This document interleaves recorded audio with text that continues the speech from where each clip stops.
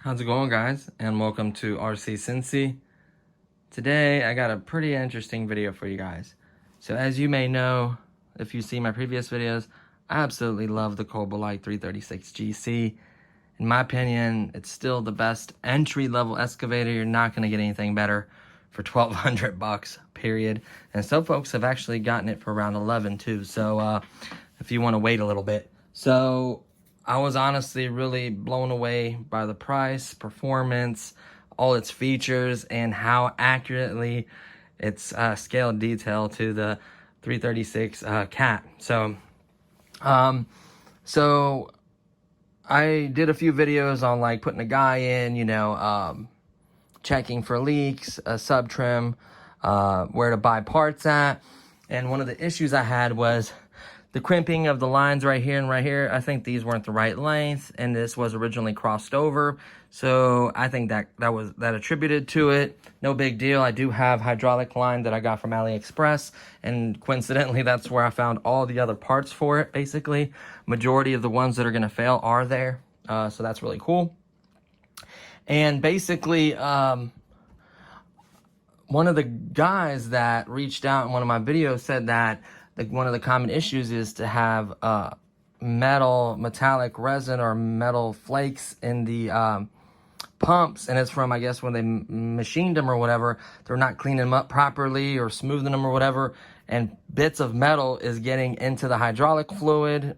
So that really worried me. I took this lid off anyways because I planned on adding the wheel weights. I was going to do a video on that, but that's pretty easy and straightforward. I figure I got the lid open. I got the little sticky weights. You can break off different sizes. So I was going to do a few series on the back for weights to help it give a little more weight, right? Give it a little more weight to the vehicle so it digs better that way. So I figure why not check the fluid level, see how far off the see how far off this little dipstick is. And I removed 1, 2, 3, 4 screws, and the hydraulic fluid was about 65% full. And it's hard to add it through this little hole because it has no breather or nothing. It's hard to add fluid in there. So I recommend literally removing these 4 screws, getting a towel, cleaning up the lid, and then checking the fluid, which I did. The fluid level, make sure you check it with all the pistons in, all the pistons out, and halfway. And it was still right around 65. Surprisingly, it didn't change much at all. But one thing I noticed, like he said, is there is metal, a little resin or debris in the liquid. So this is the hydraulic fluid that comes with it. This is what it looks like. You can see the metal, like powder or resin in there.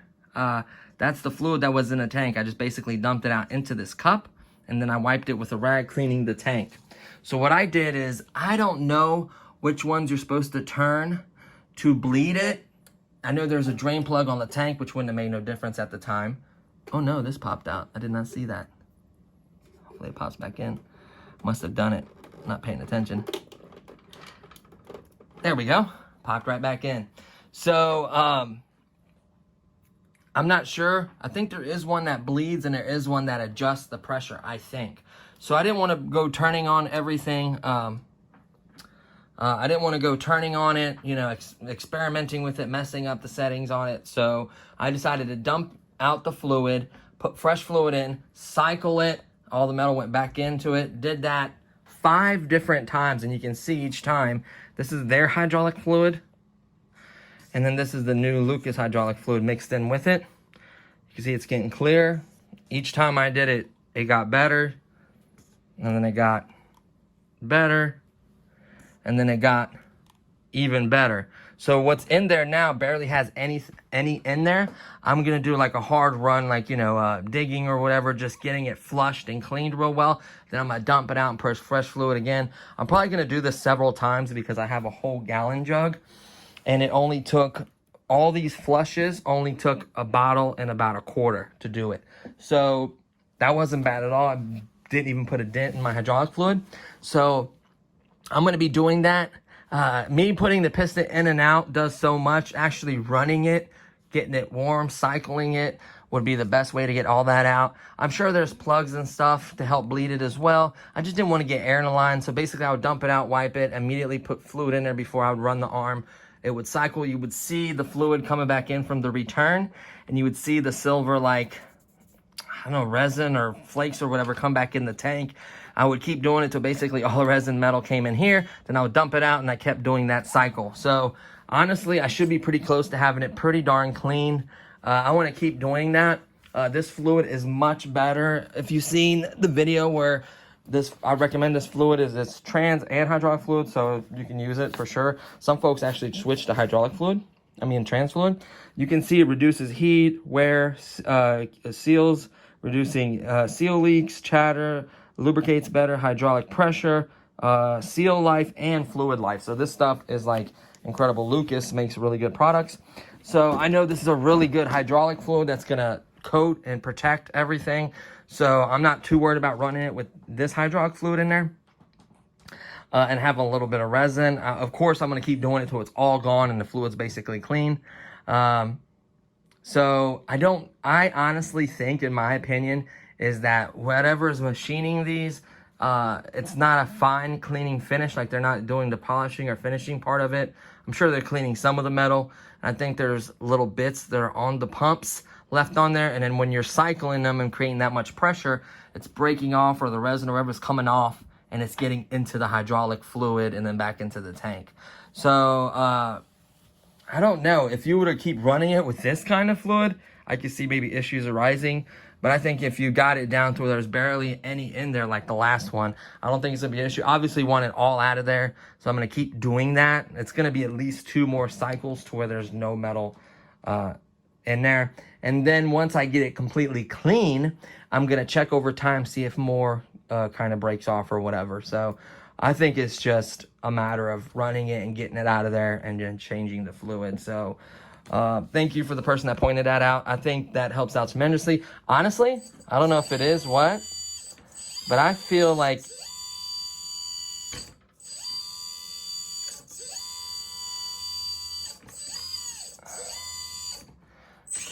whoop, don't want to do that one. The battery's hooked up. Whoops. Oh.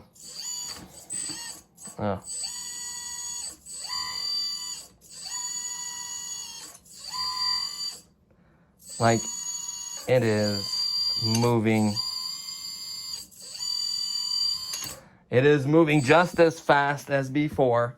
And I think this hydraulic fluid creates a little bit better pressure. It helps with seal leaks and stuff, which I don't have any. So changing this fluid is going to do some big differences. It helps with heat as well, because it has no cooling or anything fancy like that, no breather or anything. So this is a sealed system, so it makes it hard to add stuff. One thing that I want to somewhere do is I want to do like a coupler or what do you call it? Like braided lines here, or a fitting or something. So if I get one of those quick disconnects or a fitting here, I am going to try to throw on a pressure gauge for testing. I really want to see the pressure that are in these lines. The only time I've ever seen anything for this is on one website, and it said that it is it didn't say what the pump was, but it said that the operating pressure with the mixing is about 3.5 MPa, which gives it 3 to 4 kilograms of lifting strength or something like that, which is pretty heavy. That's like what? That's like 8-9 pounds of lifting, and that weighed 5 or 6, and it lifted up no problem. So I kind of believe that. I don't know about the MPa part. And another thing is, I was looking at the aftermarket pump that supposedly is the upgraded version, and it said it's a 2212 900 kV motor. And it looks exactly like this one, like the size and everything looks exactly like this one. So I don't know if this is version 3 pump. That's the one they're advertising. Maybe if you have a version 1 or 2, I don't know. Please sound off in the comment if you have a version 1 or 2 and your pump looks different than the silver one on mine. You can check that out in one of my videos. Let me know. I'm curious, the size or whatever. And then, so I took this cab off to see, because I had the guy in there anyways, but I took the cab off to see if there was any writing on the pump. Of course there's not. I'm going to try to get some measurements on it and then look on the website and see if they have their measurements. See if it's the same size, then it should be the same, theoretically. So I'm hoping I could figure it out. It would be nice to have power increase. I mean, you can see now the speed of it is just as good as before, maybe a little bit faster. It feels great. I mean, I can't push. Like, I gotta force it. Yeah, it's pretty good. The seals on it are good. It's not leaking or anything, but I feel like everything is so much better, and it's not 100% flushed either. So, to me, it seems a little more responsive, a little better. Seems to have a little more umps. I might just be biased, maybe not running it for a while and not looking at it or whatever. Let me see. What is that? Oh, that's just dirt on the cylinder. So honestly, I'm hoping that the fluid, I don't think it's going to give you a lot more pressure. I'm just hoping the fluid lasts longer, protects the seals, protects the pump. That's what I really care about. If it creates a little more pressure, good, whatever. But like, I think that fluid is going to be a lot better than whatever this stuff is. Obviously, even without the metal, I think the viscosity of this fluid is a lot thinner. Like, maybe it's the same. I don't know. It's supposed to be 45 or 46. That's all purpose. So you've seen that giant list on the back. You can do basically any kind of hydraulic machine. So I'm hoping, you know, that solves that issue. Like I said, it's going to take at least 1 more, 2 more cycles. After a couple cycles, maybe I'll do a video or I'll comment below in this video like, hey, ever since I cleaned it, it hasn't been any more metal in there, just so you guys know. But either way, I would definitely get that fluid out of there. Regardless whether you have this or not, I would personally at least clean the tank, get that fluid out, do a couple cycles, because a large gallon will easily do that, no problem, not even put a dent in it. So that's something to think about. I would personally do it because I feel like that's much better fluid, especially if you get even better fluid than what I got. I'm sure that makes some kind of, you know, high performance machine fluid or something for the German ones or the Italian ones. So maybe look into that. What else? Everything else is great. No leaks still whatsoever. Still working as advertised. If there's any oil or anything, it might be from me or when they manufacture. When you first get it, don't panic. There'll be like a little bit of fluid here or a little bit of fluid here. You wipe it all off and then you run it with the top off like this for a minute and you see that it's not leaking. When they assemble it, they get fluid on stuff. That's no issue. What else? Just checking everywhere. No leaks. It's obviously dirty because I dug with it, so that's not a problem. I did have... you want to be careful with these lights on. Almost messed up this light right here. So I was putting the cab back in, and instead of pulling this out, unplugging it and fishing it out, I tried to do it the other way where I pulled it and the cab fell down. So this light moved right here. So I like try to put the light in there and then try to do it without unplugging this, unplug this and fish it back out. Adjust everything how you want, then put it back. I tried to do it the other way and I almost got this light quit working there and I had to put it in a certain position. I don't know if I cracked the board or whatever, but luckily I was able to push it forward, put a little clear piece of tape to hold it in place. You kind of see it right here. I am going to cut it though. But the board is good. It hasn't flickered. It hasn't changed. It comes on off and on exactly like the other ones, spot on. So I was very fortunate that I didn't damage it to where it's not repairable. It looked like it was almost at a solder point, so maybe the solder point got loose. I was going to solder it, but then just keeping it in a certain position and all the way like it's supposed to be got it to work. So I just put a piece of tape to hold it in place, and that's it. So it works just fine. What else?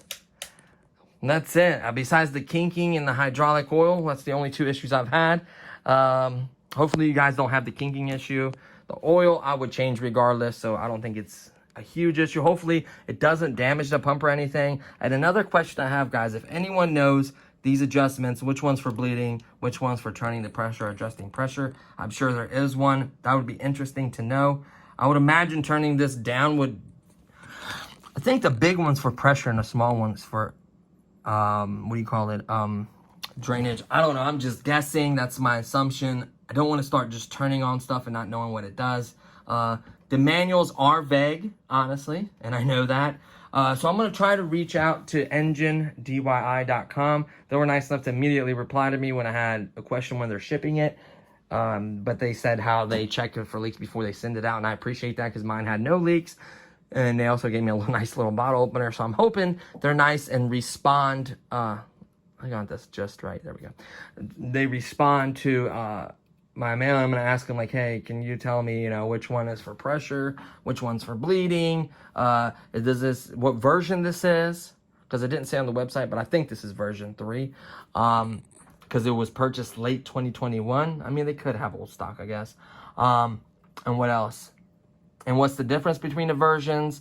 Questions like that I'll try to address and see if I get you guys some answers. If not, I'll do my research the best I can. And if you guys have any of those answers, please share with us. We would greatly appreciate it. The quick disconnect is on the way. So when I showed you guys the part list, I saw the quick disconnect, $15. It has a small lever that unlocks and locks it, and then it has a hook where there's supposed to be a hole here for a little link. Of course it doesn't have it. I thought about drilling one, but then again they make a piece that you replace this and has a hook on it. But I'm sitting there thinking, if I get the quick disconnect, it has a little hook where you can hook chains and stuff on, and then I can do different attachments. So I'm going to go with that route for now. As far as the little spinning light thing, I'm not doing that. I am going to try to find a good priced sound box to put in this machine, and I'll share it with you guys. There was one on the site that was, I think, like $30. Had a little nice speaker, and it plugs up to the different channels. I want one that runs off of the S-Bus or whatever. That way, it could be fully programmed to like each motion and going forward and everything. The S-Bus, it just plugs into that. I don't know if you got to program it or not.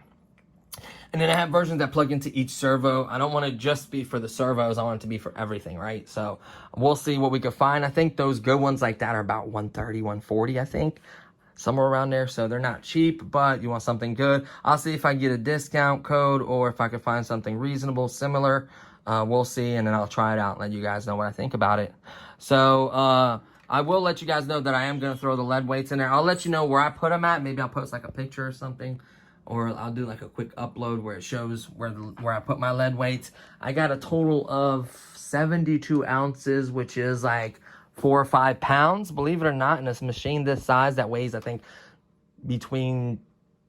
completely empty with no battery, weighs like 21 pounds, 22 pounds. I think with everything in it, it weighs like, I think, 24, 25. So an extra, you know, bumping it up to 30, I think would make a huge difference. If you notice, the 114 scales I know are bigger, but like those machines are like 50 to 60 pounds. That's what makes a big difference in digging, not only the power and the size of the pump and the pressure, but also the weight of the machine so it doesn't pull itself forward. So that's a big thing as well. So I'll let you guys know the differences I feel. I'm going to slip those weights everywhere. Like they're real thin, so I could literally slip some like right here. I don't know about how much space there is between the tank. Definitely the back side, definitely the other side over here. Definitely I can even slip some under here, like 1, 2, 3 right here, then like 3 or 4 right there. Like I'm gonna fit as many as I can. My objective is to get all 72 ounces on here for sure. I want at least 4 or 5 pound gain. That is significant for the size of a machine. I think it'll help in its balance as well. When you get the arm all the way out with something heavy, I think it'll help. I don't think it's close enough to the tracks where I don't think it's gonna make it backside heavy, like to where it wants to tilt backwards. I don't think that's an issue. You can move the weights around. We could definitely fit some here for sure. So I may distribute it to try to balance it out. We'll figure that out. I'll let you know how much weight I put in there. Maybe I'll post some pictures. I may do a video, maybe like the quick disconnect comes, how to install it, and then those or something. I don't want to do for every little significant change. I'm trying to ease off this because the machine, but I do love it. So, but I'll let you guys know the end results of all this. Hopefully you don't have that issue. If so, please address it. I think it's just, I don't think it's going to break it right away. I think the longevity of the machine and probably the steady flow of pressure may change, may be better for you. So like,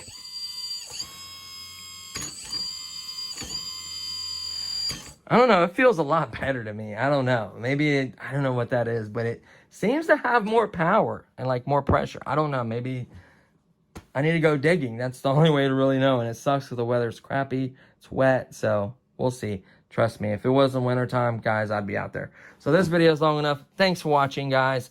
Hopefully you enjoyed this video. Please give it a thumbs up. It means a lot. Subscribe if you haven't. Feel free to hit the notification bell. Just let you know when I post a video. So if you're expecting a video or you want to see a video, comments below on tips, tricks, anything about this, please share. And then that's going to do it for this one. So thanks for watching, guys, and I'll see you on the next one. Peace.